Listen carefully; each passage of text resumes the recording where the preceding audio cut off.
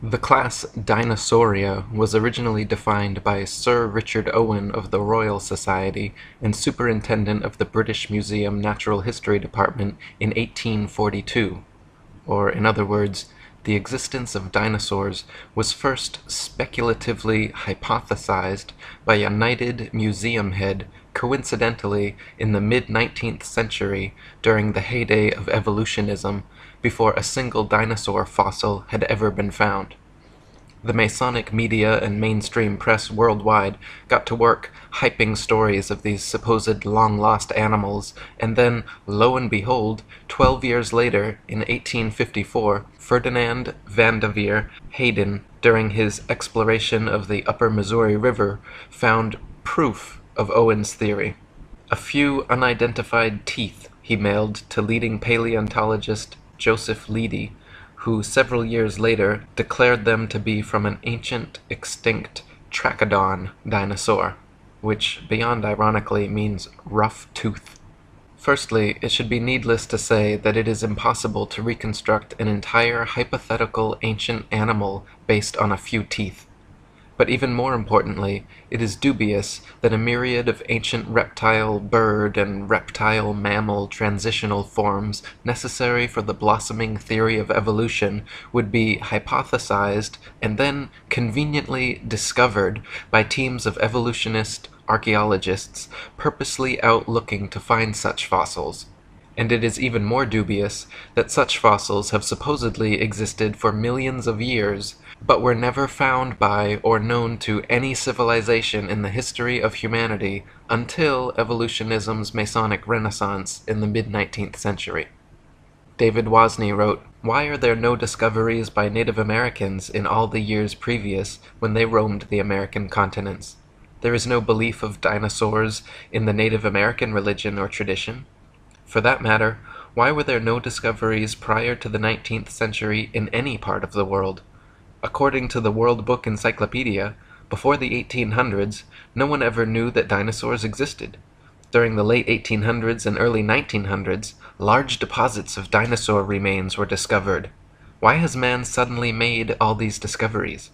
No tribes, cultures, or countries in the world ever discovered a dinosaur bone before the mid-1800s, and then they were suddenly found all over the world in North America, South America, Europe, Asia, Africa, Argentina, Belgium, Mongolia, Tanzania, West Germany, and many other places apparently had large deposits of dinosaur fossils never before seen.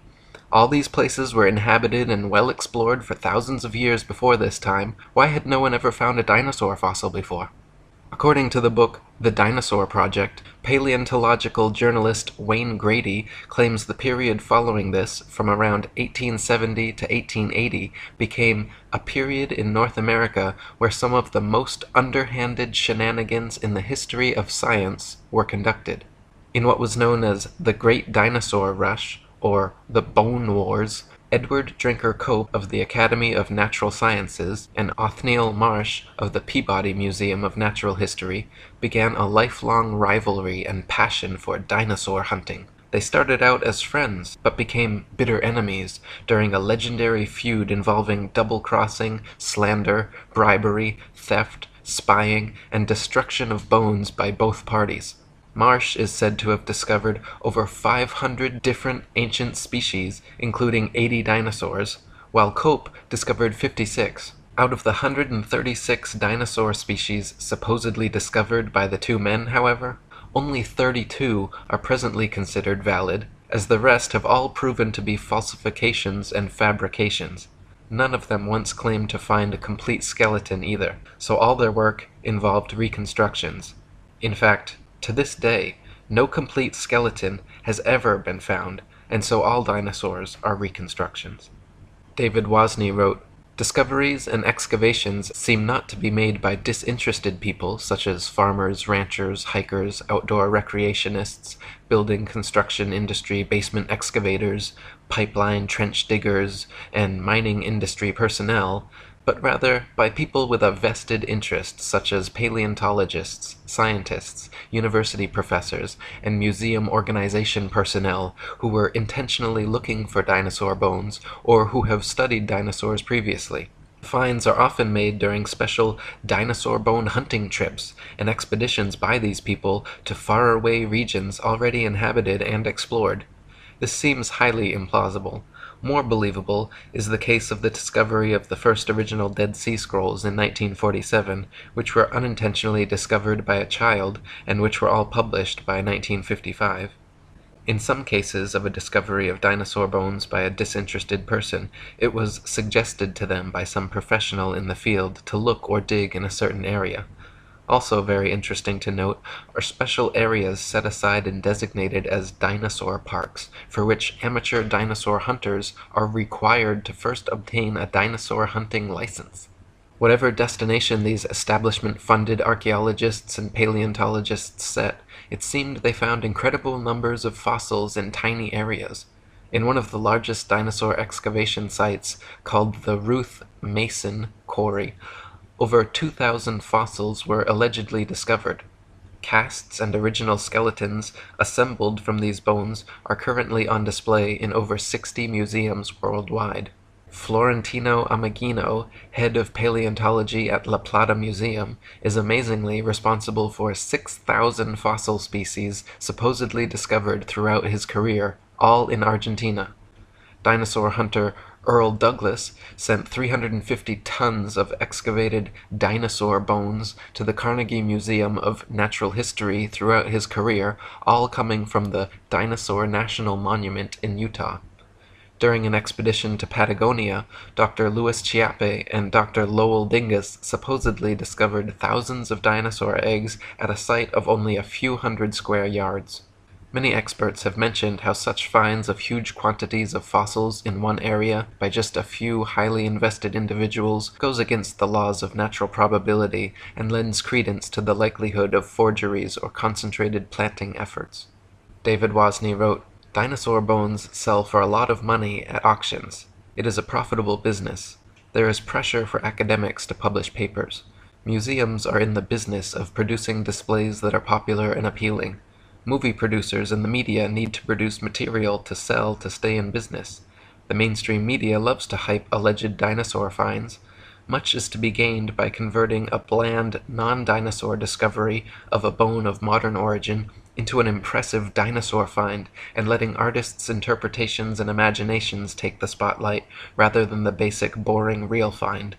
There are people who desire and crave prestige, fame, and attention. There is the bandwagon effect and crowd behavior. And then there are people and entities pursuing political and religious agendas. Highly rewarding financial and economic benefits to museums, educational and research organizations, university departments of paleontology, discoverers and owners of dinosaur bones, and the book, television, movie, and media industries may cause sufficient motivations for ridiculing of open questioning and for suppression of honest investigation. The fact that T-Rex bones have sold at auctions for upward of $12 million shows how lucrative the field of dinosaur hunting can be, and it just happens to be museum officials who serendipitously seem to make the most prolific finds. The first dinosaur to ever be publicly displayed was the Hadrosaurus folci at Edward Drinker Cope's Academy of Natural Sciences in Philadelphia. The bones were co-discovered by Joseph Leidy, Cope's esteemed professor, and the man responsible for the Trachodon Toothosaurus. The original Hadrosaurus reconstruction, which is still on display today, shows a huge plaster-cast bipedal reptile standing upright, using its tail as a third leg. What few people know, however, is that no skull was ever discovered, and no original bones were put in the public exhibit. David Wozni wrote, "A visual and a sculptural artist were promptly hired to invent a skull, and from the illustrations of another artist, who had depicted the iguanodon, the two artists drew the same face for the Hadrosaurus folci. The people involved could now technically defend the existence of this dinosaur if someone were to ask. The stunt worked out so well and fooled the public so thoroughly that they could later change the head of the creature without anyone noticing. To this day, Hadrosaurus folci is on display at the Academy of Natural Sciences in Philadelphia. The bones are said to be kept behind heavy closed doors, but a plaster copy is exhibited in their place. So we learn of an iguana skull being substituted for the skull of a dinosaur on display. What was the public told at the time? What are we not being told today? What we are not being told is that this is the rule and not the exception. To this day, not a single complete skeleton of any dinosaur has ever been found. All the museum displays, models, mannequins, cartoons, and movies of prehistoric monsters you have ever seen are all imaginative reconstructions based on incomplete skeletons arranged in a manner paleontologists believe to be most realistic. Furthermore, the skeletons exhibited in museums are all admittedly intricate fabrications made of plaster, fiberglass, various epoxies, and other animal bones, not original fossils. When dinosaur bones are transported and prepared, they use strips of burlap soaked in plaster to jacket over the fossils. Then, after applying a tissue separator to keep the plaster from direct contact with the bone, the soaked burlap strips are laid on until it is totally encased in a protective, mummy-like coating ready for safe transport. In an article titled, "A Fossil's Trail from Excavation to Exhibit," one insider remarked that, "Through mold making and casting, we can totally fabricate limbs, ribs, vertebrae, etc. for the missing pieces of an articulated skeletal mount." Plaster, fiberglass, and epoxies are often and commonly used. In reconstruction work on single bones, small to large cracks can be filled in with mache or plaster mixed with dextrin, a starch that imparts an adhesive quality and extra hardness to regular molding plaster. We've also had success using epoxy putties. Large missing fragments can be sculpted directly in place with these same materials. In other words, museum personnel work with plaster and other materials to transport and fabricate skeletons and missing or incomplete bones all the time. In fact, the huge dinosaur bone displays found in museums across the world are admittedly carefully prepared fakes. No independent researcher has ever examined a real dinosaur. They claim all the actual fossils are kept in high-security storage, but only a select few paleontologists are ever allowed to examine them, so the ability to ascertain their authenticity is kept from the general public. Robin Kofod wrote, "Most people believe that dinosaur skeletons displayed in museums consist of real dinosaur bones. This is not the case. The real bones are incarcerated in thick vaults to which only a select few highly placed researchers hold a key, which means that no independent researcher has ever handled a Tyrannosaurus rex bone. When people unaffiliated with the paleontological establishment attempt to gain access in order to study these dinosaur bones, they are met with refusal upon refusal. Only around 2,100 dinosaur bone sets have been discovered worldwide, and out of these, only 15 incomplete Tyrannosaurus rex bone sets have been found. These dinosaur bone sets have never formed a complete skeleton, but from these incomplete bone sets, paleontologists have constructed a hypothesis about the appearance of the whole skeleton which they have modeled in plastic. If thousands of long necks and large carnivorous reptiles had really roamed the earth, we wouldn't only have found 2,100 dinosaur bone sets, but millions of bones, with ordinary people tripping over them when digging in their vegetable patches." David Wozni wrote, "When children go to a dinosaur museum, are the displays they see displays of science, or displays of art and science fiction? Are we being deceived and brainwashed at an early age into believing a dinosaur myth? Deep, probing questions need to be asked of the entire dinosaur business.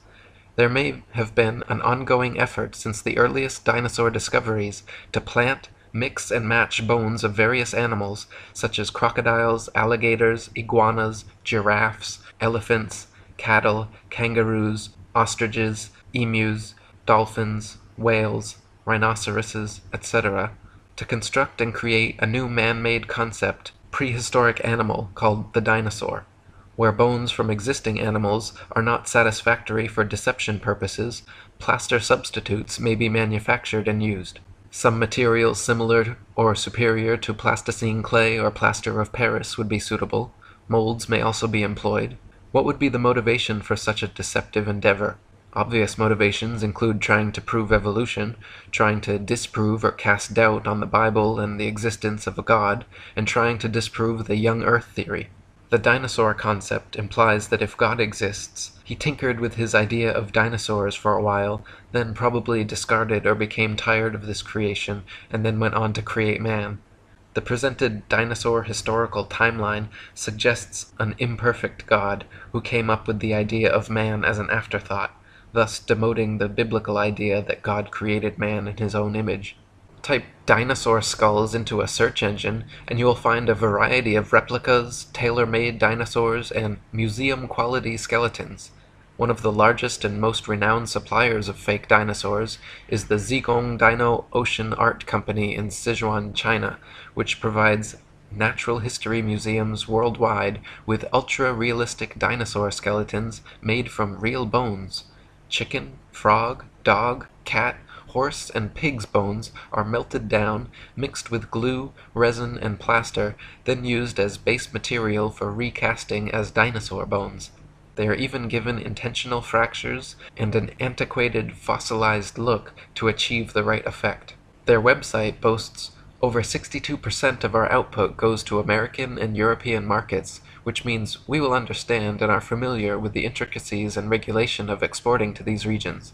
Since we are a partner of dinosaur museums, all products are made under the guidance of experts of the Chinese Academy of Sciences. We have gained a global sales network reaching the USA, Brazil, France, Poland, Russia, Germany, Saudi Arabia, South Korea, Thailand, Indonesia, exhibited in Peru, Argentina, Vancouver, Cincinnati, Chicago, and other places. As Alan Fiducia, University of North Carolina paleontology professor, wrote, I have heard there is a fake fossil factory in northeast China, in Liaoning province near the deposits where many of these recent alleged feather dinosaurs were found. Or as David Wozni wrote, the possibility exists that key dinosaur bones on display have been artificially modified through sculpture and carving. Bone sculpture is not an unknown human activity. Many cultures participate in creating man-made objects out of existing bones, totally unrecognizable from the original shape. Is the dinosaur industry a customer of this sort of business? Is it possible that dinosaur skeleton replica are secretly assembled or manufactured in private buildings out of public view, with bones artificially constructed or used from a number of different modern-day animals? Why bother having any authentic original fossils at all if alleged replicas please the public? Another problem with dinosaurs is their unnatural structural dynamics. Many dinosaur skeletons and reconstructions feature bipedal monsters like the T-Rex with a forward-leaning torso and head far larger and heavier than its counterbalancing tail. Many museum displays cannot even stand up under their own weight.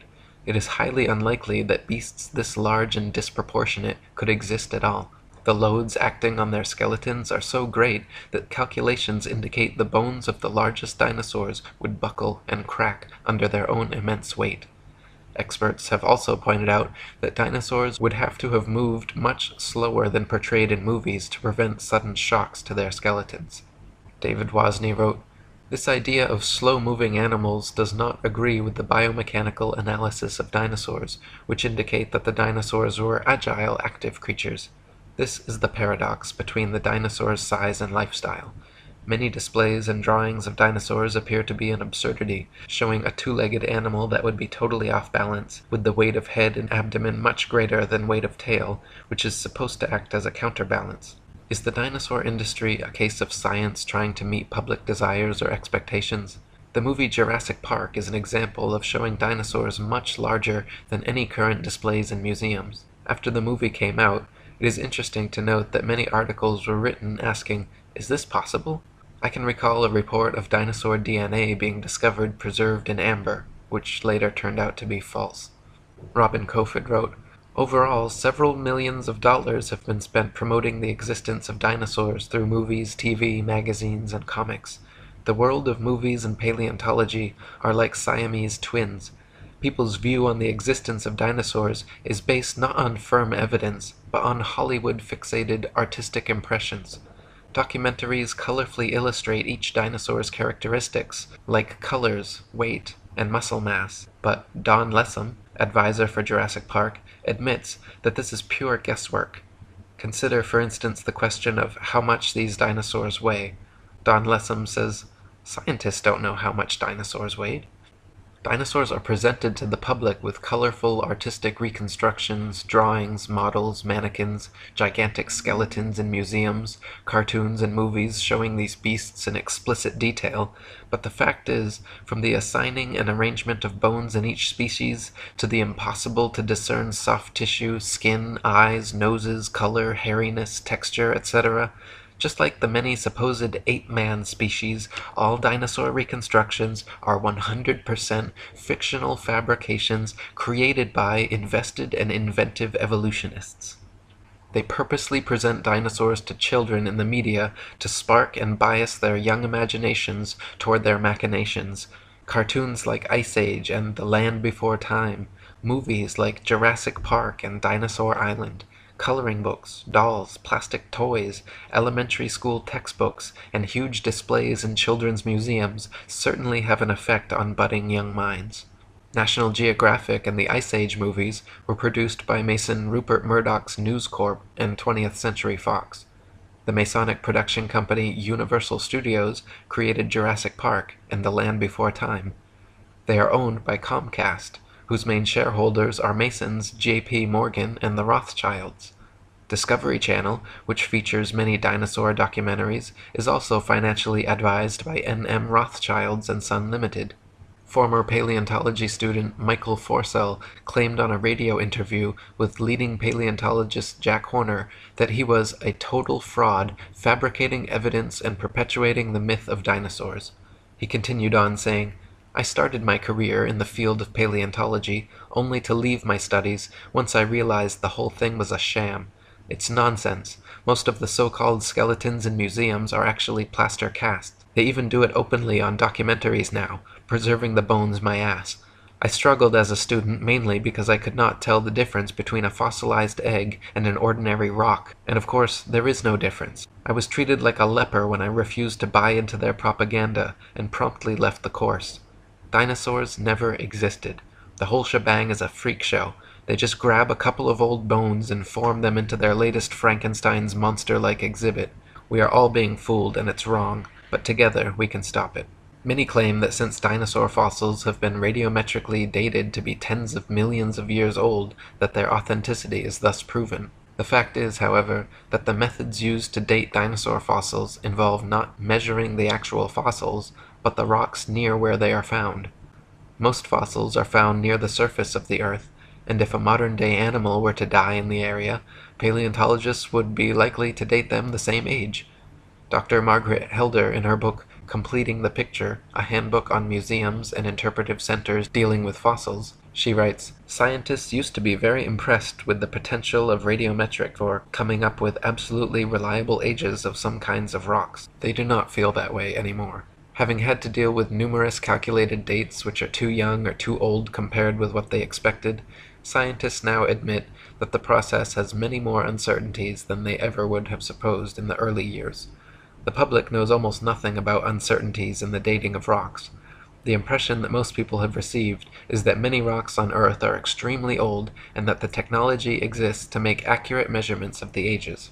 Scientists have become more and more aware, however, that the measurements which the machines make may tell us nothing about the actual age of the rock." One of the main reasons that evolutionists needed the existence of dinosaurs was to answer the complicated problems present in the theory of evolution, including sea-dwelling animals evolving into land dwellers, reptiles evolving wings, feathers, flying and becoming birds, as well as other reptiles evolving warm blood, live births, breasts, and becoming mammals, through their imaginary multi-million-year timeline and a variety of supposed transitional dinosaur forms. The paleontological establishment has been promoting various sea dinosaur, reptile/birds, and reptile/mammals to bridge these gaps. Many professionals and experts in the field have disputed such findings as often as they have been presented, however. Dr. Storrs Olson, a Smithsonian Institute scientist, wrote, "The idea of feathered dinosaurs and the theropod origin of birds is being actively promulgated by a cadre of zealous scientists acting in concert with certain editors at Nature and National Geographic, who themselves have become outspoken and highly biased proselytizers of the faith. Truth and careful scientific weighing of evidence have been among the first casualties in their program, which is now fast becoming one of the grander scientific hoaxes of our age. No authentic feathers have ever been found with dinosaur fossils, though a few exposed hoaxes certainly attempted to fake it. Dr. Olson called the adding of feathers to their findings hype, wishful thinking, propaganda, nonsense fantasia, and a hoax. In the 1990s, many fossils with feathers were supposedly discovered in China, suspiciously close to the Zhejiang Dino Ocean Art Company, but when examined, Dr. Timothy Rowe found the so-called Confuciusornis was an elaborate hoax. He also found the Archaeoraptor, supposedly discovered in the 90s, was composed of bones from 5 different animals. When Dr. Rowe presented his findings to National Geographic, the head scientist reportedly remarked, "Well, all of these have been fiddled with." National Geographic then proceeded with their news conferences and media stories about the Archaeoraptor fossils being genuine and having found the missing link in evolution.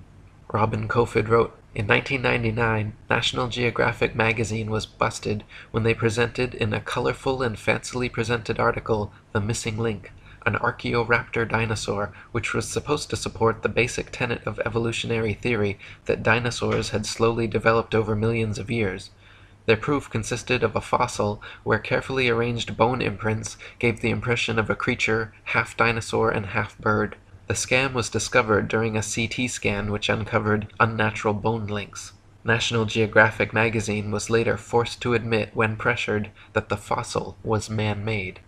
Paleontologists claim that Archaeopteryx is another transitional form of bird evolved from dinosaurs, but this theory falls on its face against overwhelming evidence to the contrary. Other species like Confuciusornis, Launingornis, and Eolalavis have all been found to be contemporary with the Archaeopteryx and are indistinguishable from present-day birds. Alan Fiducia from University of North Carolina, one of the most famous ornithologists in the world, stated, "I've studied bird skulls for 25 years, and I don't see any similarities whatsoever. I just don't see it.